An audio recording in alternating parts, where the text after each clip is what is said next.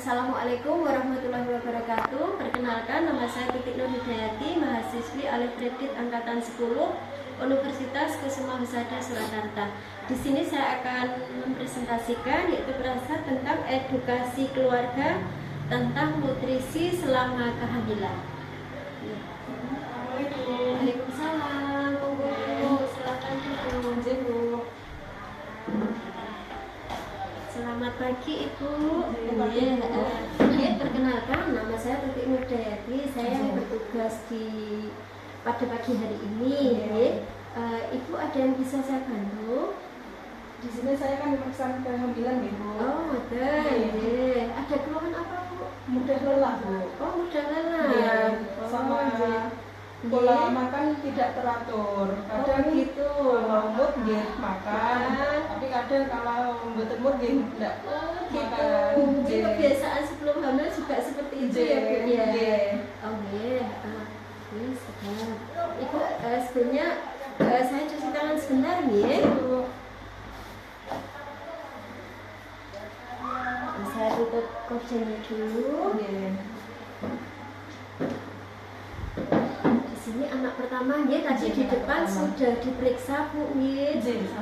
Anak pertama usia hamilnya 24 minggu sekitar 6 bulan udah lelah. Untuk tensi alhamdulillah masih batas normal, Bu, 110/80. Untuk nadi 80 kali per menit. Untuk suhu 36,5 derajat Celcius normal. Untuk respirasi 24 kali per menit. Sudah dicek HB-nya ya, Bu ya. Ini 11. Untuk 11 ini yang saya masih agak kurang sedikit, Bu. Sampai paling enggak yang saya normal itu 12, Bu. Ini 11. Terus untuk lila, normanya lila itu ukuran tadi kan diukur untuk lila ini 23 cm, normalnya kan 23,5 juga agak mepet. Yang saya di sini nanti saya akan menjelaskan nutrisi untuk selama kehamilan. Mungkin membutuhkan waktu sekitar 5-10 menit. Ibu bersedia nggih? Bersedia, Ibu. Iya. Keluhan saat ini mudah lelah. Ibu, nutrisi selama kehamilan itu yang kita nggak hamil pun membutuhkan energi, membutuhkan nutrisi, apalagi dengan ini selama kehamilan ini membutuhkan lebih-lebih untuk kebutuhan gizi. Yang harus lebih diperhatikan untuk menunjang kesehatan jenengan, juga untuk pertumbuhan bayi di dalam rahim.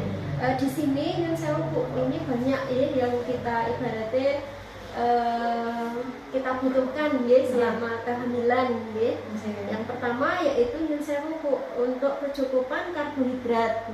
Karbohidrat itu bisa jenengan dapatkan dari makanan yang makan dengan sehari-hari, misalnya nasi, ubi, telang, terus jagung, mungkin juga kentang, terus kemudian juga protein.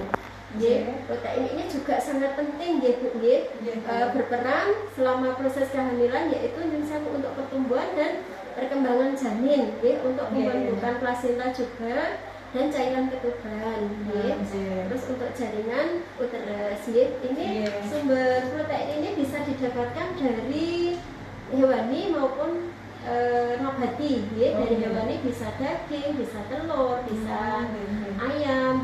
Terus dari protein nabati bisa didapatkan dari tahu atau tempe. Kemudian untuk lemak, lemak juga digunakan untuk sumber tenaga dan untuk pertumbuhan jaringan. Ini lemak ini bisa kita dapatkan dari kacang-kacangan, mungkin juga biji-bijian, mungkin juga jenis kayak ikan. Kemudian untuk mineral, mineral ini gunanya yaitu juga untuk menunjang kesehatan jenengan kalau putrane. Bisa didapatkan dari pertama ini untuk mineral bisa dari vitamin A, B, C, dan D, kalsium, fosfor, Fe, sama asam folat. Kemudian untuk cairan, jenengan juga usahakan cukup untuk kebutuhan cairan setiap harinya paling enggak insya Allah bisa sekitar 2 gelas minimal nggih, soalnya jenengan selama hamil nggih, itu juga untuk menunjang kebutuhan jenengan sehari-hari. Terus tidak kalah pentingnya Bu nggih, setiap anu kan jenengan periksa dikasih asam folat nggih. Asam folat itu gunanya untuk mencegah misalnya kecacatan pada bayi nggih. Misalkan diminum rutin kalau diberikan untuk asam folat tersebut nggih. Untuk asam folat itu juga bisa menimbulkan misalnya bisa juga untuk keguguran. Menimbulkan keguguran, mungkin juga cacat bawaan atau bayi baru lahir itu bobotnya kurang.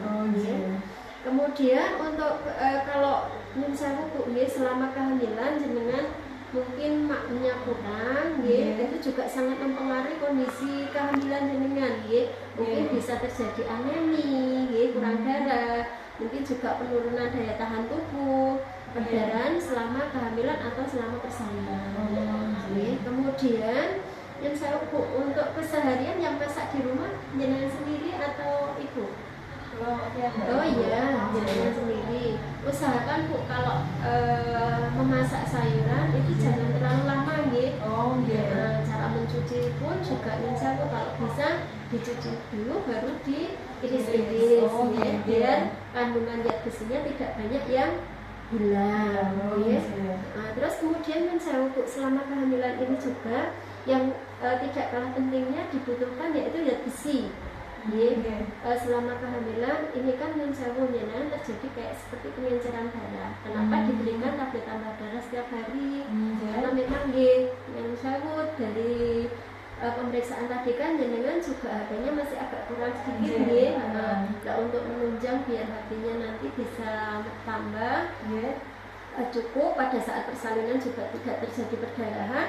Usahakan tablet tambah darah jenengan usahakan diminum setiap hari.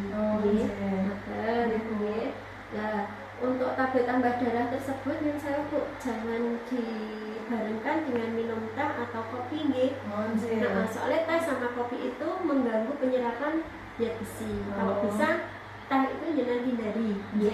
Kalau bisa pas saat minum tablet tambah darah itu jenengan barengi dengan air putih atau paling bagus lagi dengan jus vitamin C. Jadi bisa terserap dengan sempurna. Kalau diberikan tablet tambah darah nanti diminum rutin, terus usahakan ditutup rapat setelah jenengan ngambil satu tablet diminum, usahakan ditempatkan di wadah kering dan bersih. Terus kemudian kan untuk makanan sehari-hari usahakan selalu beragam dan seimbang.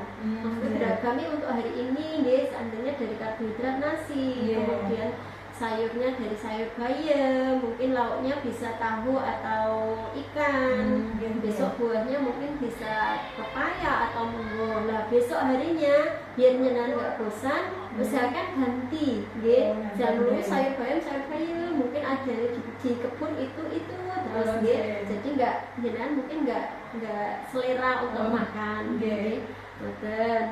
mungkin demikian tadi untuk nutrisi kehamilan yang saya jelaskan. Mungkin ada yang kurang jelas Bu? Sampun sudah jelas Bu. Alhamdulillah. Bismillah, mungkin nanti nggak ada ibaratnya nggak ada keluhan.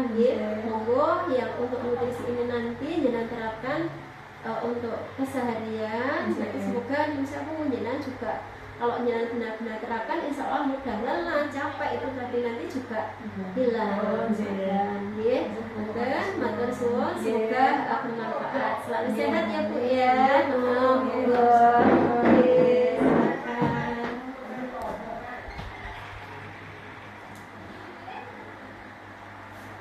Setelah selesai kita lakukan pencatatan dan pelaporan.